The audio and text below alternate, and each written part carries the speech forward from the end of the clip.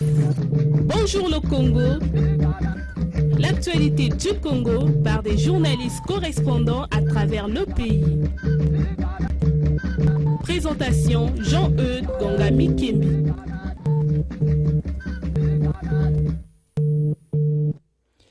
Mesdames et messieurs, bonjour et bienvenue dans ce 48e numéro de Bonjour le Congo, les voix du Congo pour le monde entier via notre site internet www.groupecongomedia.com.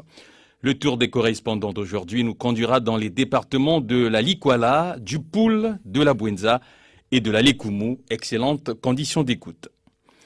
Dans le département de la Bwenza, à suivre avec Jimmy Bitemo Mwanza, notre correspondant à l'UTT, le point sur l'opération de sensibilisation sur le fonds à coût partagé du PEDAC, le projet d'appui au développement de l'agriculture commerciale entreprise à Mfouati par une délégation de ce projet. Toujours dans la Bwenza, un caï, c'est une pénurie de carburant qui affecte la ville. Conséquence, ce qu'on appelle les Kadhafi, ces vendeurs non officiels de carburant opérant dans les coins des rues et les marchés, se frottent les mains, nous dira tout à l'heure Mathias de Villers.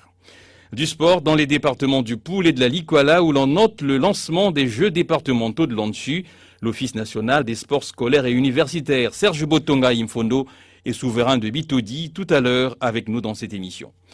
Enfin à suivre dans ce magazine une interview de Solange Ongoli Goma, coordonnatrice du projet d'appui aux petits producteurs de haricots, un projet mis en œuvre par différents partenaires dont le programme alimentaire mondial dans le département de la Bwenza. Dans cette interview, Solange Ongoli Goma nous fera la présentation de celui-ci en termes de mission, de retombées économiques pour les producteurs et les ménages et de positifs résultats réalisés depuis son lancement. Nous ouvrons ce magazine par la ville de Nkayi dans le département de la Bwenza où nous sommes avec Mathias de Villers, notre correspondant.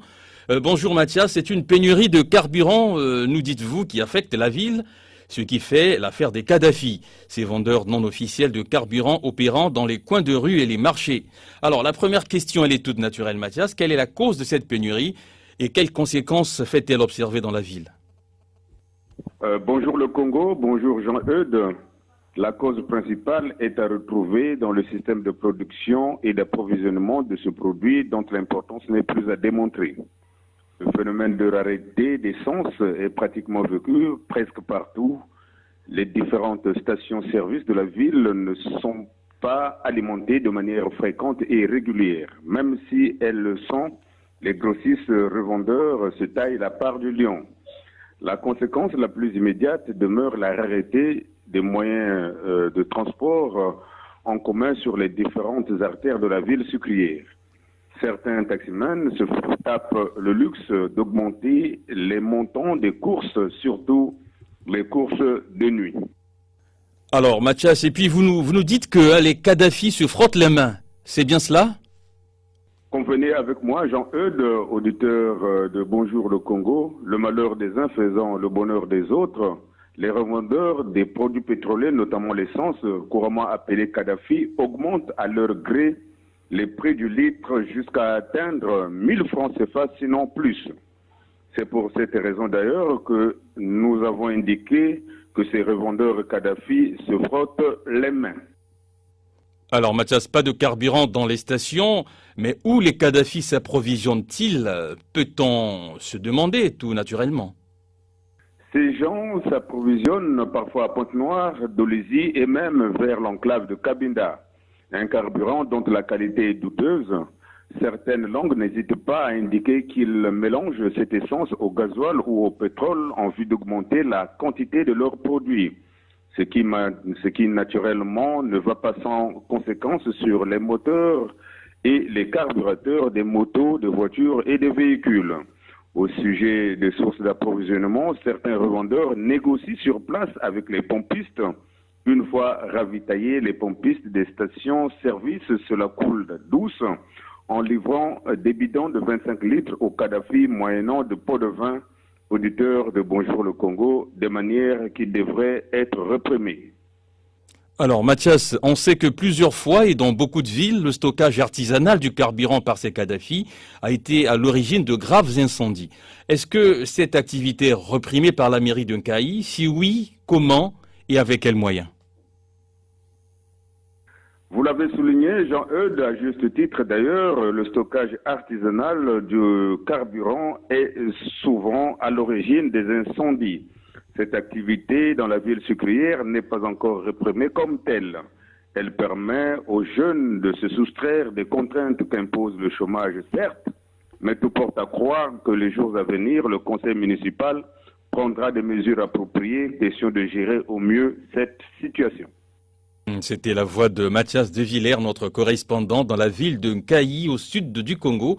Merci Mathias, je rappelle que vous êtes journaliste à la radio d'Ivouba de la localité, diffuseur de Bonjour le Congo, tous les mardis, la fréquence 90 FM. Le département de la Lékoumou nous accueille à présent avec la voix de Clarisse Milandou depuis la ville de Sibiti, une ville dont les femmes et les filles ont bénéficié récemment d'une campagne gratuite test des contraceptifs injectables et buvables, une campagne organisée en marge de la formation organisée en faveur des agents de santé sur l'usage de ces contraceptifs justement utiles dans la planification familiale.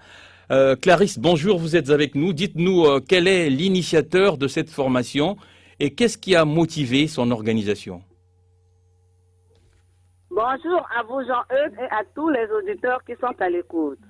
Récemment, la direction départementale de la santé de la Lékoumou a supervisé un atelier de formation des agents de santé en technologie contraceptive injectable, Sayana Press et de l'implant Jadel. Ce sont là des méthodes de planification familiale que les femmes et les jeunes filles doivent utiliser pour espacer les naissances.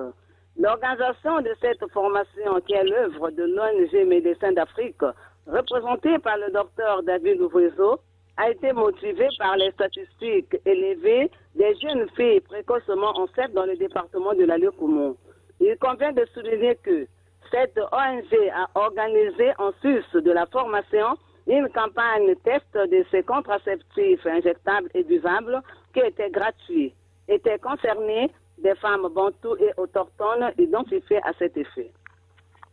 Peut-on dire, Clarisse, que dans la ville de Sibiti et le département de la Lékoumou, le taux de fécondité est élevé? Les statistiques ont révélé que la dernière évaluation de la planification familiale était autour de 7%. D'où il faut utiliser ces méthodes pour éviter les grossesses non désirées et les grossesses rapprochées chez les jeunes filles mères qui sont en train d'errer partout sans contrôle. Ces méthodes, notons-le, servent aussi à éviter les avortements qui entraînent les décès.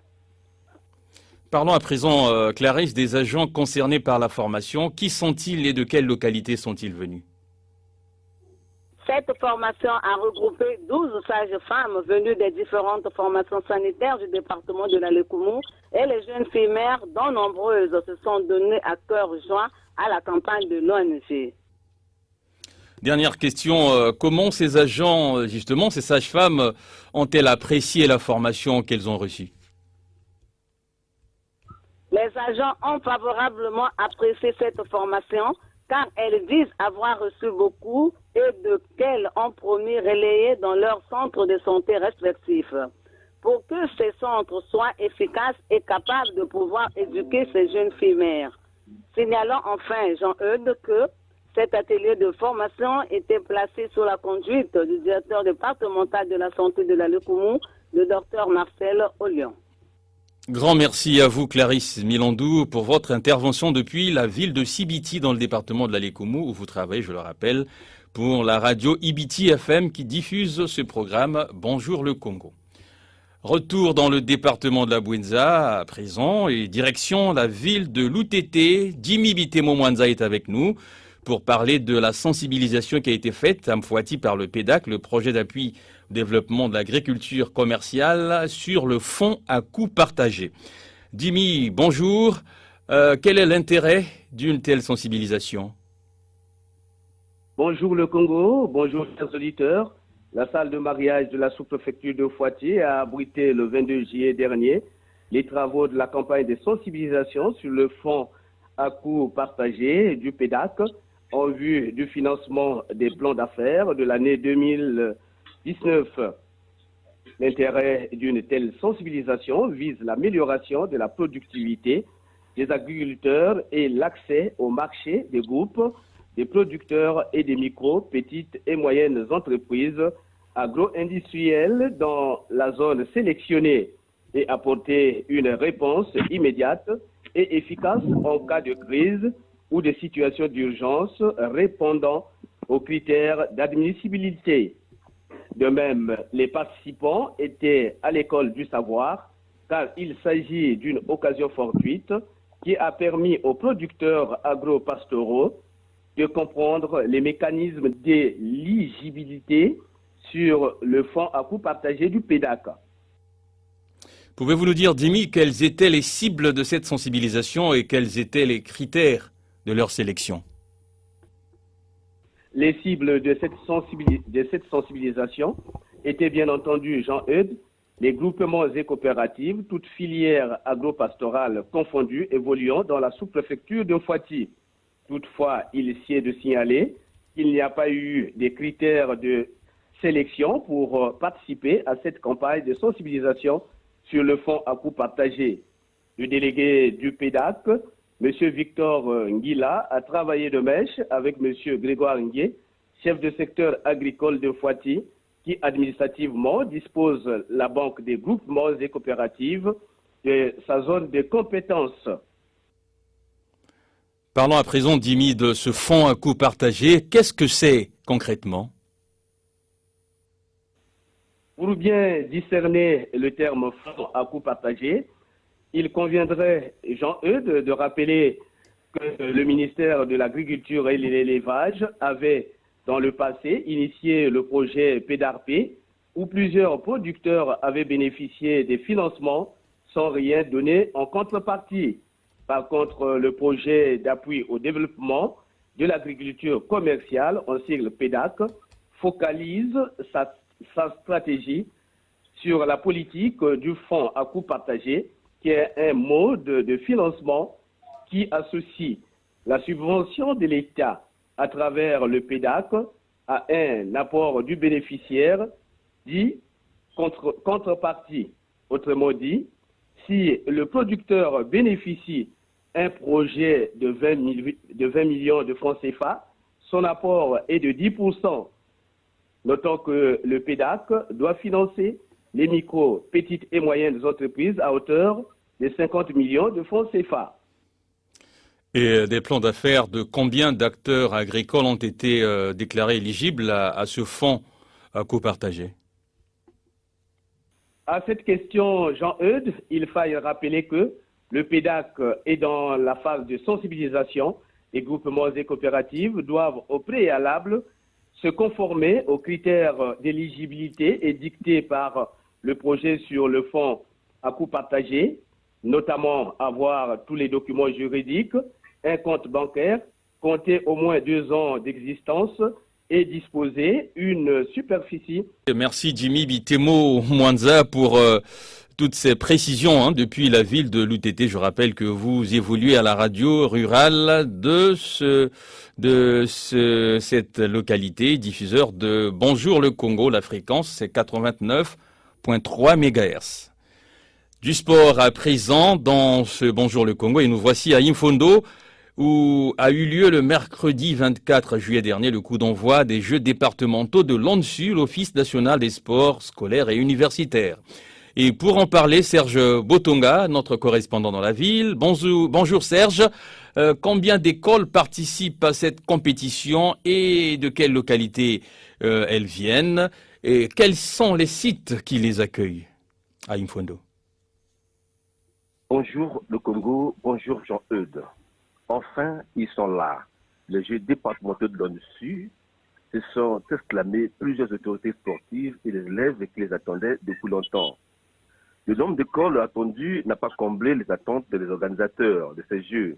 En effet, Jean-Eudes, les Jeux de l'ONSU départementaux devraient regrouper les écoles et les athlètes qui sont distingués lors des Jeux sectoriels qui sont organisés dans les chefs-lieux de district. Au cours de cette édition 2019, il n'y a que 2 écoles du district de Pena et 5 écoles de la commune d'Imfondo qui représentent au même temps le district d'Imfondo ont répondu présent. Enyele, qui s'était annoncé, n'est finalement plus arrivé.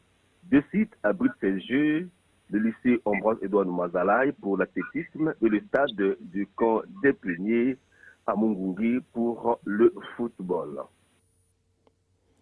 Pouvez-vous nous dire, Serge, quels sont les sports qui sont au programme de ces Jeux et quel est le système d'organisation? Jean-Aude, les sports collectifs comme le volleyball, le handball et le football, l'athlétisme avec des 60 mètres, 100 mètres, 150 mètres, 200 mètres, 400 mètres, 600 mètres, 300 mètres, 1500 mètres, 3000 mètres, les relais 4 x 100, les 5000 mètres et 10 000 mètres sont au rendez-vous. Ajoutez à cela les lancers et les sauts. Quand on parle de lancers, nous voyons le poids et les javelots, puis les sauts en longueur et en hauteur. Alors, il faut également signaler qu'au niveau donc des volleyball et du handball, il y a déjà des qualifiés puisqu'il n'y a pas d'autres équipes qui sont présentées. Ils ont donc les écoles Bazizi d'Ifondo, le lycée d'Ifondo, et en handball, le lycée d'Ifondo en 2 versions. Les Jeux ont lieu en période de vacances. Serge, est-ce que cela n'a pas posé de problème pour rassembler les élèves? Effectivement, Jean-Eudes, la période pendant laquelle se déroulent ces Jeux n'est pas propice, ce qui explique l'absence des 5 autres districts sur 7 qui n'ont pas présentés sur ces Jeux. Il n'est pas facile de rassembler les athlètes, surtout en cette période de vacances. À entendre M. Guy Patrick Okemba, directeur général des sports et délégué du ministère, prochainement, l'année prochaine, un calendrier des Jeux sera élaboré en tenant compte de celui du déroulement scolaire. Est-ce que les Jeux de l'Ansu sont régulièrement organisés dans le département de la Likuala, notamment à Imfondo? Les Jeux de l'Ansu sectoriels sont régulièrement organisés. Ce sont plutôt les Jeux départementaux qui n'ont pas été organisés depuis 4 ans. Les derniers Jeux départementaux que nous avons connus ici remontent à l'année 2014. Au niveau national aussi, ils n'ont pas été organisés car l'organisation des Jeux de l'ONU nationaux dépend de l'organisation des Jeux départementaux. Ce sont ces derniers qui favorisent et identifient l'élite sportive capable de défendre le département aux Jeux de l'ONU nationaux qui auront enfin cette année à Evo dans la cuvette ouest en août 2019. Il faut également signaler, Jean-Eudes, que pour les équipes qui sont déjà qualifiées, je l'ai dit, au volleyball, ils sont les CG Bazivi en cadet et le lycée Edouard Ambroise Mazalaï en junior. En handball, c'est le lycée d'Ifondo, je l'ai encore dit, qui s'est qualifié déjà en 2 versions. Au football, le lycée d'Ifondo et l'école Antoine Laurent Lavoisier ont déjà un pas vers la qualification. En effet, ces 2 équipes ont respectivement gagné leur match d'aller. Le CG Mondaï est tombé devant le lycée d'Ifondo 1-3 et l'école primaire d'Epena Yengita est tombée devant l'école privée Laurent Lavoisier 0-5. La suite des compétitions ce vendredi soir lors de la clôture et nous connaîtrons toutes les équipes et sprints qui seront bel et bien qualifiées. Enfin, Jean-Eudes, il faut signaler que ces Jeux départementaux ont été lancés par le secrétaire général du département, Pascal Moulet, en lieu et place du secrétaire général, du préfet du département, son directeur général des sports, du représentant du ministère et le maire de la commune du Fondo, César Mokoki, qui ont pris part à cette cérémonie d'ouverture et ont assisté au premier match en compagnie du directeur départemental des sports, X Ikiandi. Devant également de nombreux sportifs qui aiment le sport, qui sont présentés au stade de Peigné massivement, Jean-Eudes. C'était la voix de Serge Botonga, correspondant Bonjour le Congo dans la ville d'Imfondo, dans le département de la Likuala au nord du pays. Merci Serge. Je rappelle que vous êtes journaliste à Radio Moka, diffuseur de Bonjour le Congo. Nous restons dans cette actualité des Jeux de l'Ansu, mais cette fois-ci dans la ville de Kinkala, dans le département du Poul. Ce lancement a été fait par le préfet du département et Souverain de Bitodi, notre correspondant, y était. Souverain, bonjour. Combien d'écoles participent à cette compétition et de quelles localités elles viennent et quels sont les sites qui les accueillent? Bonjour Jean-Eudes, bonjour le Congo. Initiés depuis des années dans nos écoles, les Jeux de l'Ansu départementaux du Poul, édition 2010, se sont déroulés du 24 au 26 juillet 2019 à Kinkala, chef-lieu du département du Poul, sous le haut patronage de M. Georges Télébé, préfet du Poul. Finalement, Jean-Eudes, les Jeux de l'Ansu départementaux du Poul visent à détecter les talents qui deviendront des futurs athlètes et qui vont impacter le monde du sport. Au total, 8 établissements scolaires ont participé à cette compétition sportive venus des 5 districts du Poul, à savoir Kinkala, Minduli, Boko, Luindi et Numo. Ces délégations sportives ont été logées dans les pavillons du complexe sportif de Kinkala. Pouvez-vous, Souverain, nous dire les sports qui sont au programme de ces Jeux et quel était le système d'organisation? Tout au long de l'année, les enseignants d'éducation physique et sportive ont eu à encadrer les élèves pour leur donner les bases au sport d'élite. Les sports au programme à ces Jeux sont l'athlétisme, c'est-à-dire le saut en longueur, le lancer de poids, le triple saut, course de vitesse dans toutes les versions, et le football en version cadette et junior. Le système d'organisation était donc l'élimination directe en année et retour pour le football. Et on peut donner quelques résultats concernant cette rencontre sportive. Par exemple, en athlétisme, parlant du triple saut, en version junior homme, la meilleure performance était 12,50 mètres, réalisée par Kivweze Dalassa du lycée 5 février de Kinkala. Toujours en triple saut version dame, la meilleure performance 9,20 mètres, réalisée par mademoiselle Kadikissa du lycée technique de Kinkala. Lancer de poids junior homme, meilleure performance 11,75 mètres, réalisée par Kivweze Dalassa du lycée 5 février. Toujours lancé de poids senior homme cette fois-ci, meilleure performance 10 mètres 60 réalisé par Mbemba Gaëtan du lycée technique de Kinkala. Lancé de poids senior dame, meilleure performance 6 mètres 60 réalisé par madame mademoiselle Niatsui Kama du lycée Saint-Louis de Kinkala. En vitesse, la meilleure performance en version cadette était de 11 secondes 29 réalisée par Matungu Chabeli de Matungu. Ça, ce n'est que des exemples. Et en football, en version cadette, l'équipe de Boko a occupé le premier rang. Et en junior, c'est l'équipe du lycée 5 février de Kinkala qui a occupé le premier rang. Les Jeux souverains ont lieu en période de vacances. Est-ce que cela n'a pas été une difficulté pour les encadreurs de rassembler les élèves?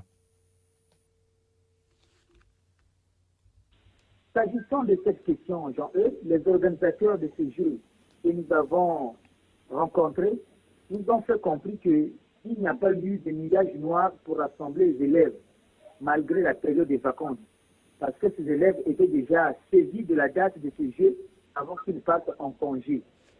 Ils étaient donc déjà mobilisés pour participer aux Jeux. Donc, ils sont restés dans leurs localités respectives jusqu'au jour J.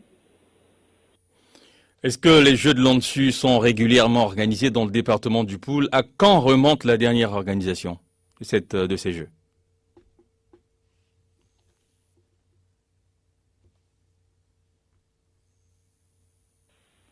Les Jeux de l'Ansu ne sont pas organisés régulièrement au Poul par rapport aux événements qu'a connus le département de façon répétée, signalant la dernière édition des Jeux de l'Ansu au Poul remonte depuis 2014.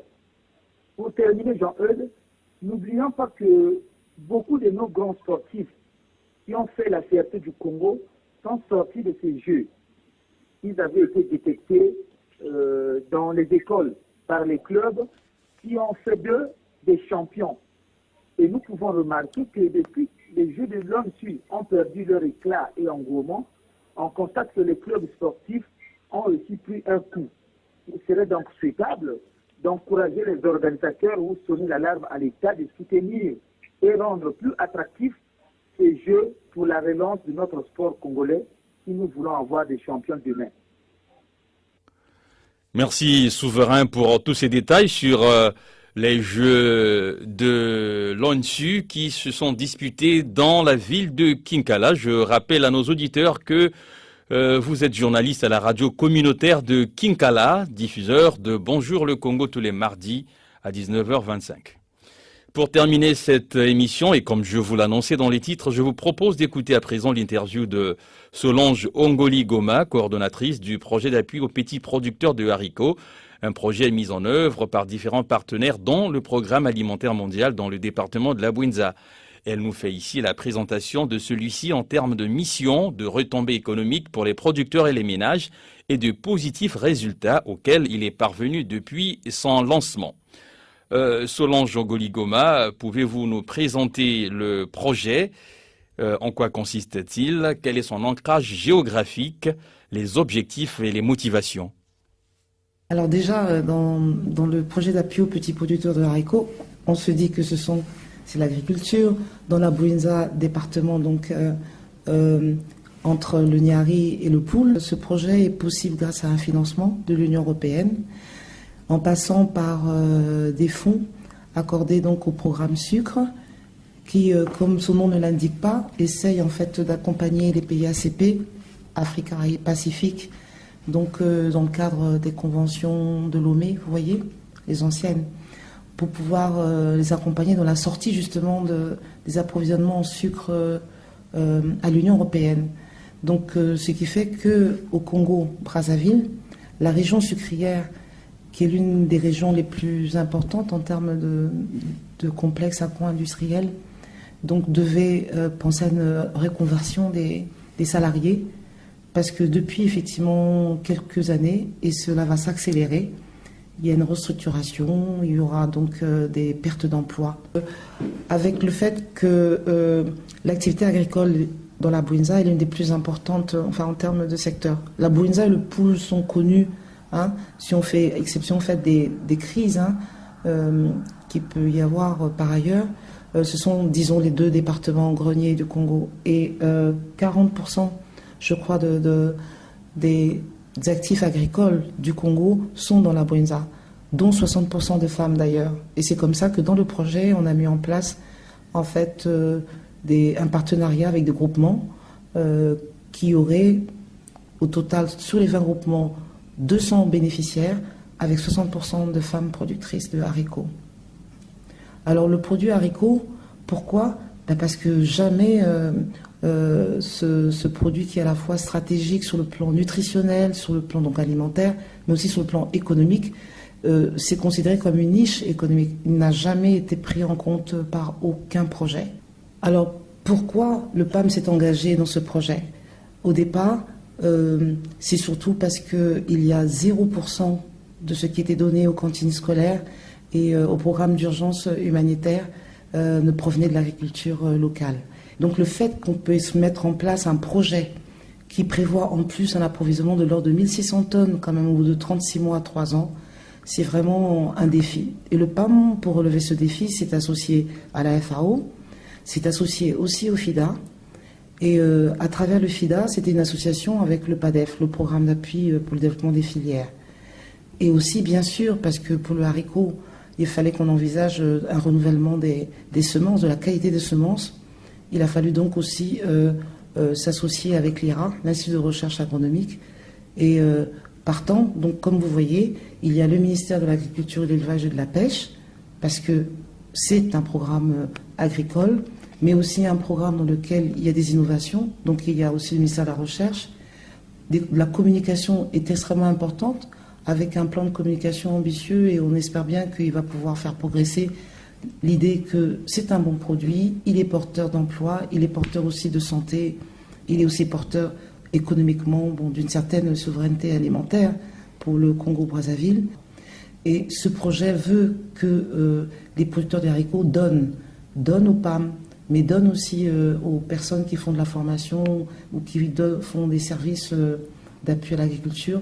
Et nous pensons que ce sont des producteurs qui ont beaucoup de choses à dire sur la manière dont ils cultivent, même si ils attendent énormément du projet.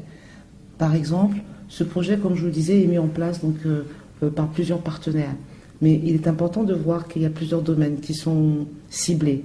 On a l'éducation, on a effectivement l'agriculture, les innovations, on a aussi les finances, on a le commerce et la promotion du secteur privé, on a aussi les questions de genre et d'environnement.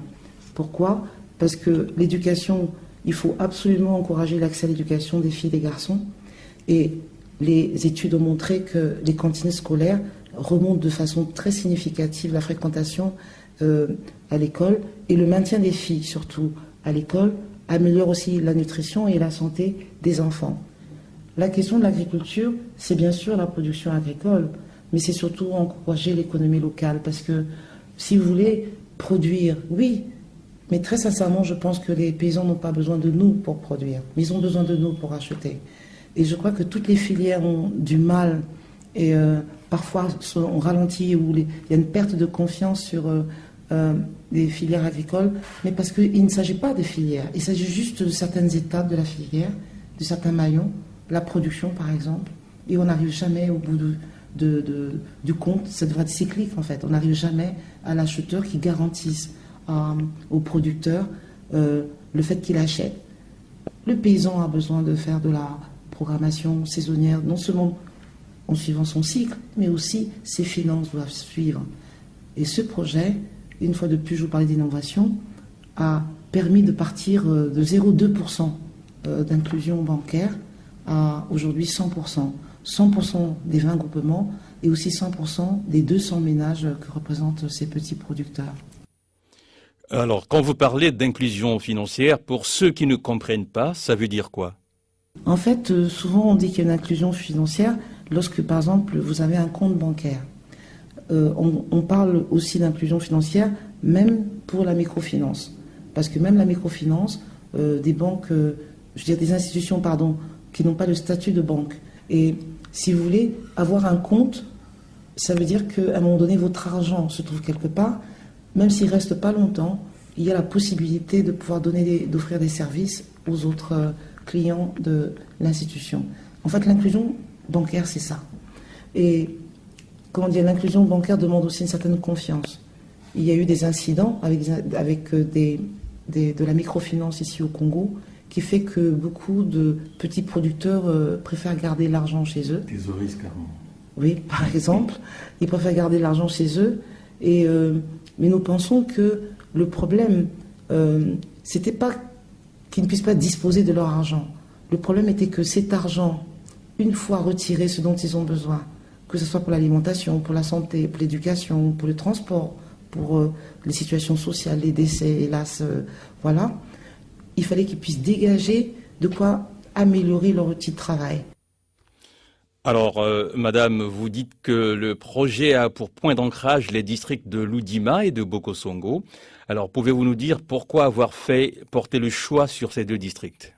Le programme alimentaire mondial, en 2015, avait donc engagé une opération jusqu'au début 2016 avec une ONG internationale, Acted, qui travaille au Congo, pour tester, si on peut dire, les rendements dans la Bwenza, donc du haricot. Alors pourquoi la Bwenza ? L'agriculture, donc comme je le disais, dans la Bwenza était assez importante, et c'est donc dans la Bwenza qu'on a d'abord choisi 2 districts pour faire cet essai, ce projet pilote. C'est une opération pilote, avec, je pense, moitié moins en fait de producteurs.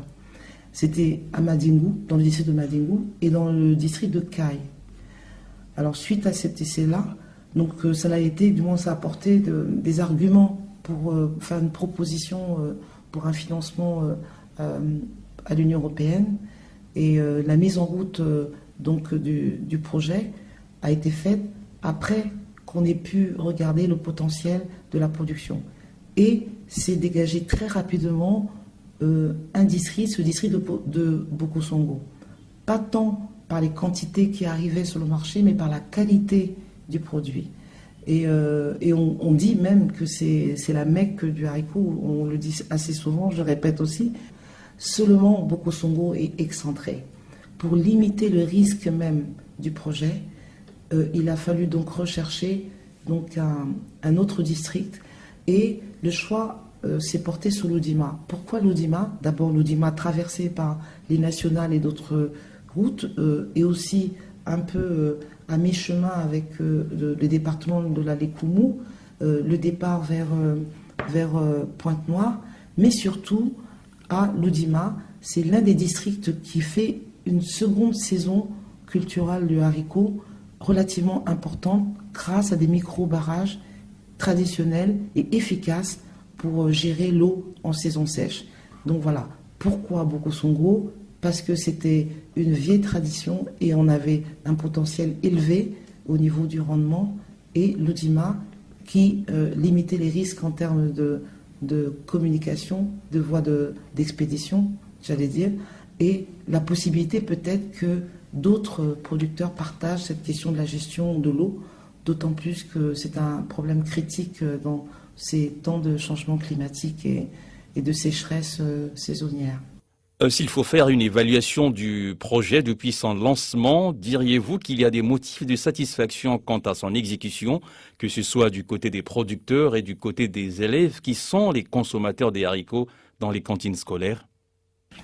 Je pense qu'effectivement, depuis que ce projet a démarré en août 2016 jusqu'aujourd'hui, disons juillet 2019, il y a effectivement quand même des motifs de satisfaction, même si parfois, enfin moi je fais partie de ces personnes qui ne sont jamais totalement satisfaites, surtout si on écoute ce qui se passe à la fois du côté de ceux qui font la promotion du projet et ceux qui, entre guillemets, bénéficient du projet, mais donc tirent avantage du projet. Du moins, auraient souhaité tirer avantage du projet. Certains le sont satisfaits, d'autres ne le sont pas. Je dirais que du côté des écoles, bien sûr, le PAM continue à importer, mais il y a quand même un constat clair. La première année de production pour le projet a été 2017. Il y avait 6 tonnes qui ont été livrées donc, au Programme alimentaire mondial. Fin 2018, il y avait 198 tonnes. Donc nous sommes à presque 200 tonnes. Et je pense que ce qu'il faut dire aussi, donc les 2 cycles se sont généralisés sur les 2 zones. Et même, il y a d'autres districts autour de l'Oudima, par exemple le long des Lacailles, qui ont démarré aussi des productions importantes, puisque le Programme alimentaire mondial élargit aussi par ailleurs sa communication sur l'intérêt de la filière, donc autour de ces 2 districts. Alors, les bénéficiaires écoles, oui, sont satisfaits. Je pense que les directeurs d'école aussi sont satisfaits. Les parents d'élèves sont satisfaits, d'autant plus que, toujours dans son programme de communication, le PAPPH, donc le projet d'appui aux petits producteurs de haricots, souligne qu'il doit y avoir un lien entre à la fois les zones où on produit et où on achète le haricot et les cantines scolaires. Donc, Bokosongo, par exemple, il y avait très peu d'écoles donc dans le cadre du programme d'alimentation scolaire, et il n'y en avait pas dans les zones où sauf pour un groupement, Kinsaka, mais les autres groupements étaient dans des zones où il n'y avait pas de cantine scolaire. Et on a pensé que, eux aussi bien sûr, on pensait que la première des choses était qu'il puisse y avoir dans les écoles de ces zones-là donc du haricot du projet. Donc ce lien entre les producteurs, les élèves, donc consommateurs, et même les équipes d'encadrement, équipes pédagogiques et les équipes de gestion des aliments, les cuisinières qui sont des mamans, des parents d'élèves et qui aussi approvisionnent les écoles avec soit du bois, soit parfois des légumes feuilles, du manioc. Bref, je pense que pour l'instant nous sommes en train de mesurer qualitativement les choses, mais je pense que quantitativement il y a eu d'énormes progrès. Je pense que si on dit de 500 à 1000% sur certains indicateurs, ça ne sera pas trop. C'est vraiment un pas de géant, le fait d'être parti de zéro pour pouvoir avancer dans les approvisionnements locaux. Et le Programme alimentaire mondial n'en est qu'à ses débuts par rapport à ça. Et c'est pour ça que tous les autres partenaires que ce soit la FAO, que ce soit le FIDA, et bien sûr le ministère de l'Agriculture et de la Pêche, et les autres ministères que nous ne citons pas, mais nous ne les oublions pas. Nous sommes déterminés, je pense, notamment sur cette dernière année du PAPPH, à faire le maximum. Est-ce que l'on peut s'attendre que ce projet soit étendu dans d'autres départements du pays? Il y a deux nouvelles, il y a une bonne et une mauvaise. Je ne sais pas, je commence par la mauvaise en disant le projet va s'arrêter. On est d'accord, le projet va s'arrêter un jour. Mais les producteurs de haricots seront toujours là, Dieu merci. Donc c'est ça la bonne nouvelle, c'est que ce projet nous permet de faire des passerelles à la fois dans la Bouenza avec les districts autour, comme je vous disais, Landé-la-Caille et d'autres, Mfouati pour les voisins de Bokosongo, mais aussi des départements voisins, comme le Niari. Nous allons jusqu'au Kwilu. Ainsi, par exemple, il y a des producteurs de haricots qui sont appuyés dans le cadre de la coopération que Eni a, avec aussi Eni, donc la société pétrolière italienne, avec donc le ministère de l'Agriculture, et un centre de formation technique qui s'appelle CATREP à Inda. Donc il y a des groupements qui sont appuyés sur le maraîchage et aussi sur le haricot. Il y a eu des liens qui se sont tissés. Il y a même des dirigeants de Eni, siège en Italie, qui sont venus discuter avec le Programme alimentaire mondial et ses partenaires pour savoir comment établir un lien entre effectivement ce qui est fait dans la Bouenza et qui pourrait être dynamisé au niveau du Kwilu. C'est pour dire, voilà, ça c'est disons c'est la partie sud. Maintenant, pour la partie pôle nord, c'est-à-dire au nord de Brazzaville, il y a bien sûr un intérêt du côté du pôle nord, donc au-dessus de Brazzaville, jusque dans les plateaux. Il y a des coopératives qui viennent au Programme alimentaire mondial et je pense qu'ils vont aussi voir la FAO pour savoir comment faire pour intégrer le projet. On commence toujours par leur dire « mais le projet va se terminer ». Ils se disent « mais c'est pas possible ». On dit « mais les achats continuent ». Nous sommes demandeurs de 10, 20, 100 fois plus de haricots. Et même nous ouvrons au pois d'Angole. Le pois d'Angole qu'on appelle soit petit pois, soit on appelle pois vert, qui est celui qui n'a qu'une saison, une unique saison, et tout le pays, récolte au même moment pratiquement. Et c'est la variété, la légumineuse la moins chère. Le PAM est demandeur. Actuellement, c'est un produit qui peut être proposé à 300, 400 même le kilo. Donc le prix n'est pas encore fixé par rapport à l'achat, puisque les achats vont démarrer là en août-septembre. Pouvez-vous, madame, nous fixer sur les retombées du projet chez les producteurs et d'autres bénéficiaires indirects, et s'il y en a? Le projet va se terminer, c'est vrai, mais nous, on souhaite, et les petits producteurs souhaitent, que ce concept même de cette notion de petit producteur, avec tout ce qui suit, c'est-à-dire la manière de cultiver, nous cultivons au moins 1 hectare par petit producteur, alors qu'au démarrage du projet, c'était le quart d'1 hectare pour beaucoup d'entre eux. Et ils produisent de la semence de qualité qu'ils peuvent donc commercialiser entre eux. Ça aussi, c'est important. Ils ont de l'argent, des recettes, j'allais dire, beaucoup plus importantes d'un coup. Donc, ils peuvent se permettre un investissement. Ils peuvent se permettre de payer de la mécanisation. Les 192 euros équivalents à pratiquement, je crois, 90 000, à peine 100 000 CFA par an était insuffisant en fait pour pouvoir payer des opérations culturelles. Elles coûtent 90 000 peut-être l'opération. Et les petits producteurs ont été entendus par le ministère et tous les services comme les CEMAC, les centres de machinisme agricole. Et aujourd'hui, ils peuvent obtenir pour 90 000 francs CFA 3 opérations, donc une moyenne de 30 000. Et ça, on peut dire que c'est le projet qui va impulser et ça va continuer une fois que le projet ne sera plus là. Il y a aussi le fait qu'il y a des petits métiers derrière, à part la mécanisation, il y a des mécaniciens, des artisans, peut-être même des ferronniers, des soudeurs qui vont quelque part entrer un peu plus dans la filière. Ce qu'on appelle au niveau de la chaîne de valeur, il faut qu'on arrive à trouver une étape et une plus-value sur le produit grâce à ces corps de métier au niveau des économies locales. Ça aussi, c'est quand même important et dans le projet, c'est quelque chose qu'on souligne.